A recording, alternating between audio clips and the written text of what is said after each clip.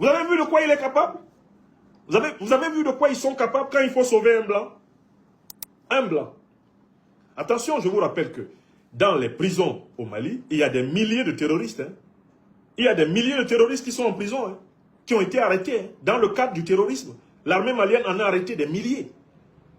Macron, de toutes les façons, n'ose pas négocier la libération de ces terroristes parce qu'il sait qu'il ne va jamais l'obtenir. Mais Macron a donné des instructions à ses troupes mercenaires en Afrique pour tout faire pour prendre des soldats maliens en otage parce qu'il allait utiliser les soldats maliens pris en otage par les groupes terroristes. Il allait les utiliser comme une monnaie pour racheter celui qui lui ressemble. Yann Christian Bernard Vézilier. Est-ce que vous voyez pourquoi je disais que ce monsieur est d'un racisme attardé, un racisme grossier? Il a été capable de mettre la pression à ses supplétifs du JNIM FLA pour que 82 soldats maliens soient libérés, afin qu'un soldat français qui était détenu au Mali soit libéré. Est-ce que vous voyez le message qu'il envoie? C'est un triple message. Premièrement, il dit à ses supplétifs du JNIM FLA, votre vie ne vaut rien pour moi. Vous pouvez tous crever pour moi. Vous pouvez tous crever pour la France, on s'en fout. Du moment que nous pouvons quand même sauver un ou deux des nôtres parmi vos encadreurs qui ont été pris et qui sont des blancs comme moi, Macron, tout va bien. Ça, c'est d'abord un message de mépris du chef de la junte néocolonialiste et terroriste française à ses propres adjoints du FLA JNIM. Il leur dit, vos vies ne valent rien. Vos vies là, elles ne valent rien. Ceux qui sont morts, ils sont plus de 2000 dans l'opération du 25 avril. Ils sont morts pour rien, c'est cadeau. La France se fiche pas mal de vous. D'ailleurs, elle ne fait rien de vos cadavres non plus. Elle les laisse au vautour. Ça, c'est le premier message. Le deuxième message, c'est un message de racisme réitéré. Ceux qui sont vivants, parmi les terroristes qui sont en prison, et qui voient que Macron a négocié et obtenu la libération de son frère blanc, Yann Christian Bernard Vézilier, ils ont l'occasion de réfléchir, je l'espère. Ils sont au courant que quand il faut libérer quelqu'un, Macron cherche son frère blanc. Macron se comporte comme Louis XIV. Il se comporte exactement comme se comporterait François Colbert, l'homme qui a rédigé le Code noir. Il applique le Code noir. Il applique le Code noir à ses propres terroristes adjoints. Il sauve d'abord les blancs. Quand il a fini de sauver les blancs, il voit s'il peut sauver les noirs pour les utiliser d'ailleurs pour ses prochaines attaques. Est-ce que vous comprenez? Deuxième message. Troisième message, Macron assume avec beaucoup de joie la libération de son mercenaire Yann Christian Bernard Vézilier, ne se rendant pas compte que par là, il assume publiquement le fait que c'est lui qui est en fait le chef du JNIM et du FLA.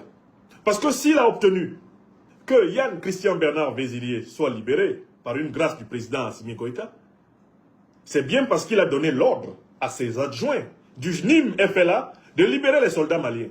Parce que le président Assimi Goïta tenait à la vie de ses frères d'armes.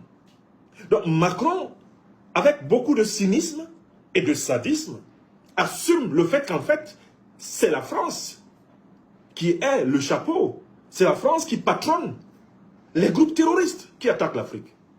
La séquence que nous avons vécue hier, c'est la séquence à l'occasion de laquelle les derniers morceaux du masque français derrière le terrorisme en Afrique sont tombés. Il y a un avant 13 août 2026 et un après 13 août 2026. Et je vous ai expliqué hier que si le Mali a sorti deux communiqués, le communiqué du porte-parole du gouvernement, le ministre de l'administration territoriale, et le communiqué du chef de l'état-major, si le Mali a sorti ces deux communiqués, c'était pour dire à tout le monde la concomitance, la correspondance et l'équivalence des deux actes et leur corrélation logique.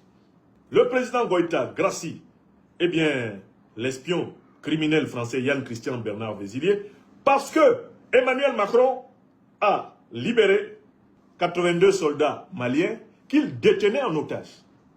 Et Macron, dans toute cette affaire, a sacrifié plus de 2000 Africains. Et c'est ça que vous devez comprendre. Macron sacrifie plus de 2000 Africains pour pouvoir finalement sauver un officier néocolonialiste. Parce que toutes les opérations qui ont été menées dans le but de tout faire pour essayer de capturer des soldats maliens qui seraient utilisés comme monnaie d'échange pour libérer Vézilier. Et c'est là que je vous parle de cynisme, je vous parle de sadisme, je vous parle de diabolicité de Macron. Il est inhumain. Il ne regarde même pas. Il ne pense même pas aux enfants des gens qu'il a utilisés dans les 3 colonnes. La colonne qui est partie du Bénin, comme nous l'a dit le président Tiani. La colonne qui est partie de Mauritanie. La colonne qui est partie de Côte d'Ivoire et qui sont entrés au Mali combattre contre les forces armées maliennes. C'est plus de 2000 personnes qui ont laissé leur vie. Plus de 2000 personnes qui ont laissé leur vie. C'est extraordinaire. Tous ces gens qui sont morts, ils sont morts pour que Macron essaye de mettre la main sur quelques groupes de soldats maliens et qu'il les utilise comme monnaie d'échange pour récupérer son espion. C'est ce que j'appelle le sadisme et le cynisme, voire le sadomasochisme macronien. Parce que dans tout ça là, ce sont des milliers d'êtres humains qui ont quitté cette terre. Parce qu'ils ont été embarqués dans cette opération foireuse. Et c'est de cela que je voulais vous parler. L'échec de la France en Afrique se mesure au gâchis de sa politique. Rien que cette opération qui a permis d'aboutir à la libération de Vézilier, elle a laissé des blessures incommensurables dans plusieurs familles. Les familles des terroristes que Macron a employés, ces terroristes qui sont allés mourir, elles n'oublieront jamais que c'est pour Macron que leurs enfants sont morts.